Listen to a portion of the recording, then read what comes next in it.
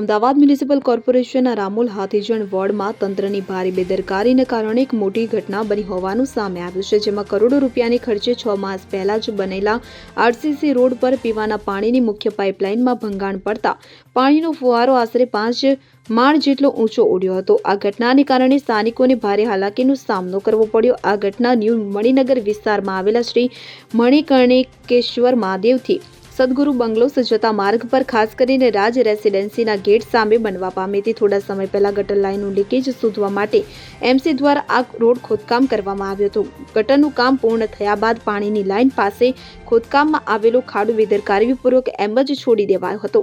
આજે સવારે જ્યારે પાઇપલાઇનમાં ભારે પ્રેશરથી પાણી છોડવામાં આવ્યું ત્યારે નબળી પડેલી લાઇન તૂટી ગઈ અને પાણીનો ફુવારો આસપાસના ફ્લેટોના 5મા માળ સુધી પહોંચ્યો।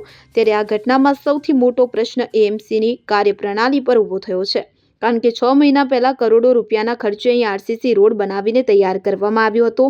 પાણીના પ્રચંડ ફુવારાથી રાજ રેસિડેન્સીની બાજુમાં નિર્માણાધીન મહાદેવ સ્કાયના બેઝમેન્ટમાં પણ પાણી ફરી વળ્યું હતું। 1.5 કલાકથી પાણીના ફુવારા ને ઉડતો બંધ કરવા એએમસી તંત્રના પાણી વિભાગના કોઈ અધિકારી કે કર્મચારીઓ સ્થળ પર ફરક્યા પણ ન હતા। Bureau report CN24 news. હવે જુઓ દેશ દુનિયાની તમામ ખબરો તમારી આંગળીના ટેરવે। ઉઠાવો મોબાઈલ અને ગૂગલ પ્લે સ્ટોર પરથી ડાઉનલોડ કરો અમારી CN24 ન્યૂઝ મોબાઈલ એપ।